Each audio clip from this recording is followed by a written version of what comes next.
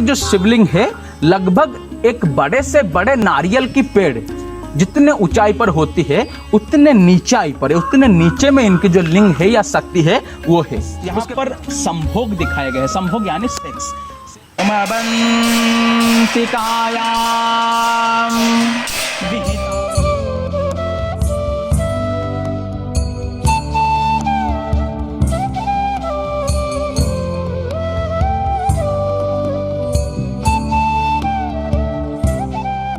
नमस्कार, आज हम जिस जगह पर जाने वाले हैं या फिर आए हुए हैं उस जगह को हम देखेंगे। इससे पहले हम बता देते हैं कुछ इस जगह के बारे में। ये जगह अपने आप में एक अनोखी जगह है।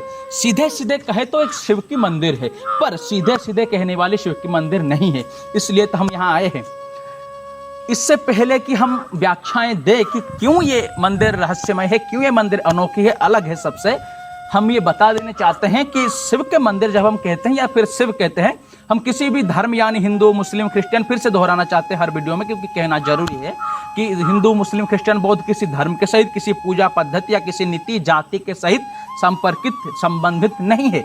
हम सिर्फ इसके पीछे का विज्ञान क्या है, जैसे कि हम न्यूटन को फादर मानते हैं साइंस का, जैसे कि हम गैलीलियो को मॉडर्न साइंस का फादर मानते हैं, हम जैसे कि सिगमंड फ्राइड को साइकोलॉजी का, इस तरह का चीज़ों को जो जिन लोगों ने दिया है उनको मानते हैं। इस तरह की जो भीतर को जानना है, जो लाइफ की रियलाइजेशन है, आत्मा की या खुद की जीवन की जो समझ है, उसको जानने की जो राह है, जो योग है, मेडिटेशन है, उसको जो पहले देने वाला है। क्योंकि जैसे मछली हो या फिर क्रोकोडाइल हो या फिर टर्टल हो, जो भी हो, रहना तो उसे पानी में है। इस तरह से साइंटिस्ट हो, डॉक्टर हो, इंजीनियर हो, प्रोफेसर हो, कलेक्टर हो, रहना तो लाइफ में ही है, समझना तो लाइफ को ही पड़ेगा क्योंकि सबके लिए लाइफ समान है। इसलिए लाइफ की राह में खुद को समझने के लिए जो मार्ग है, जो रास्ता है, जो राह है, देने वाले पहले योगी, पहले रियलाइज पर्सन जो है शिव हैं, गुरु हैं, आदिनाथ हैं या फिर आदि योगी हैं। ये तो पॉपुलर हो ही गया है नेम, इसीलिए हम कह रहे हैं, पहले कह देना चाहते हैं। अब जाते हैं इस जगह के ऊपर। ये अलग क्या है, ये एक पुराना गाँव है, बहुत पुराना गाँव है।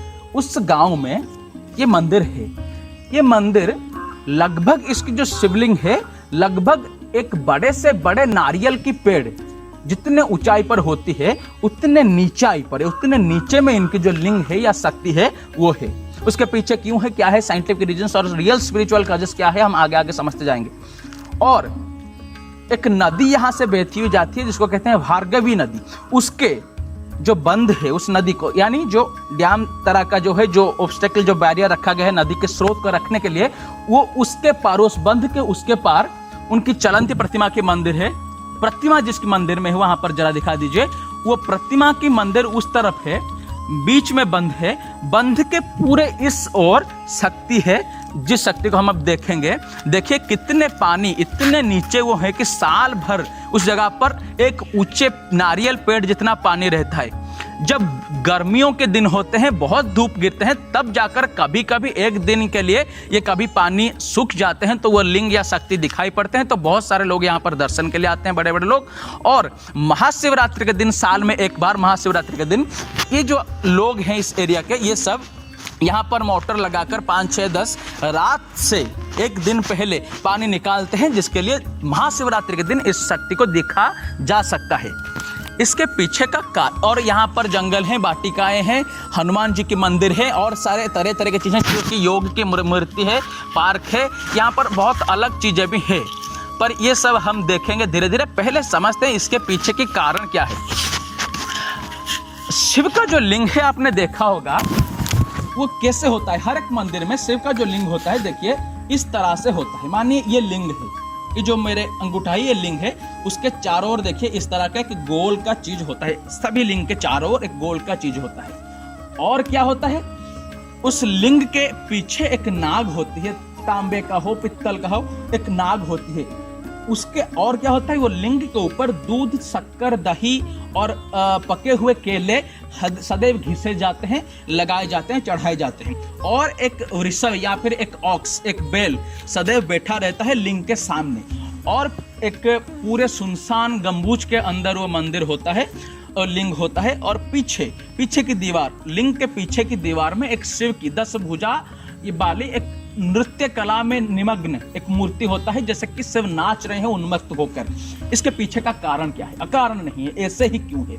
दोनों मत है यहाँ पर, तंत्र के एक मत है, योग की एक मत है। तंत्र जब हम कहते हैं ये कोई नरकपालधारी स्मशान में बैठे हुए भस्म लगा के, बस सोचिए।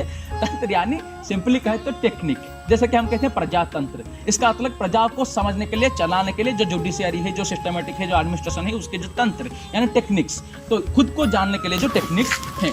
यहाँ पर तो लिंग दिखाई नहीं दे रहे हैं, जब दिखाई देते हैं तब की वीडियो हम आपको दिखाएंगे।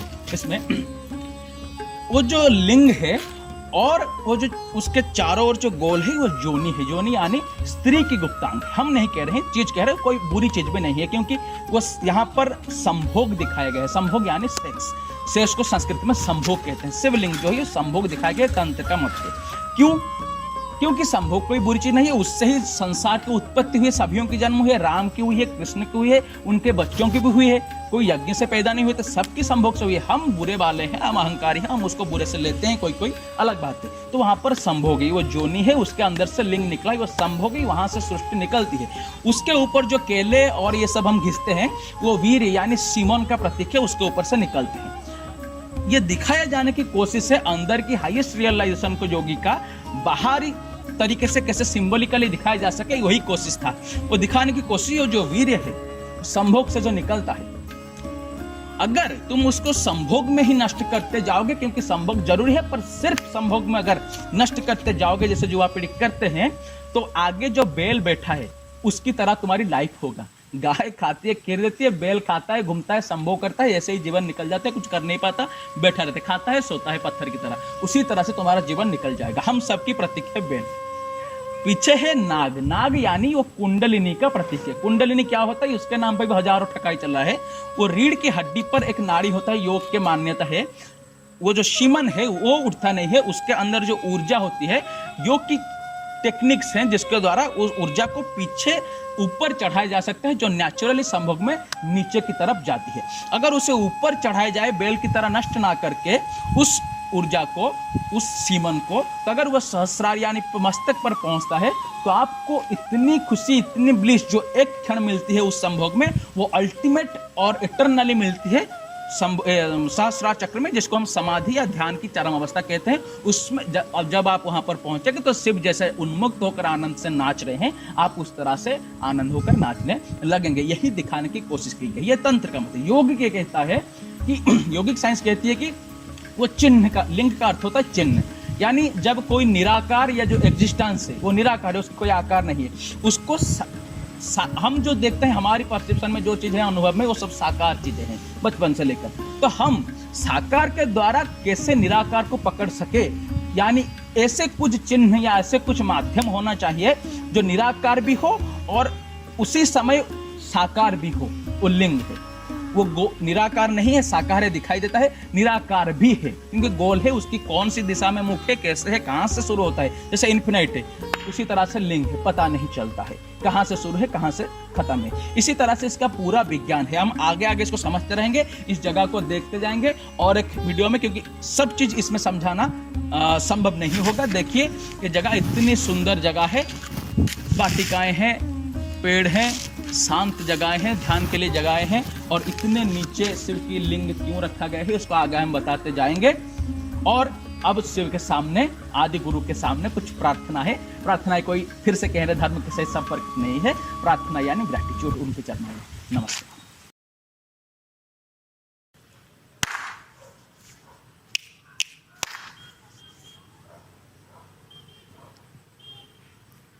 परात्मानमेकं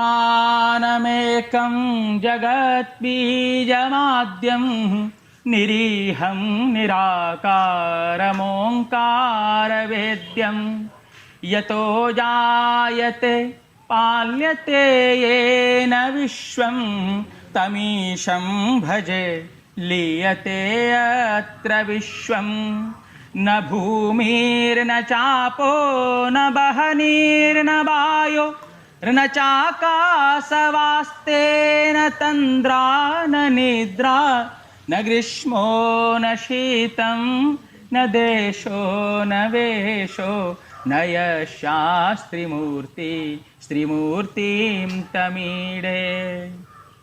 अजं शाश्वतं कारणं कारणानां शिवं केवलं भाषकं भासकानां तुरीयं तवः पारमाद्यन्तहीनं प्रपद्ये परं पावनं द्वैतहीनं नमस्ते नमस्ते विभो विश्वमूर्ते नमस्ते नमस्ते चिदानन्दमूर्ते नमस्ते नमस्ते तपोयोगगम्य नमस्ते नमस्ते श्रुतिज्ञानगम्य हे प्रभो शूलपाणे विभो विश्वनाथ महादेव शंभो महेश त्रिनेत्र शिवाकांत शांत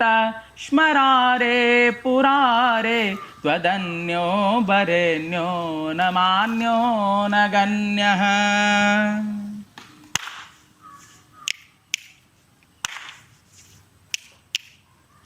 मवन्तिकायां विहितावतारं मुक्तिप्रदाना यच सज्जनानां यकालमृत्योर्परिरक्षणार्थं वन्दे महाकाल महासुरेशम्।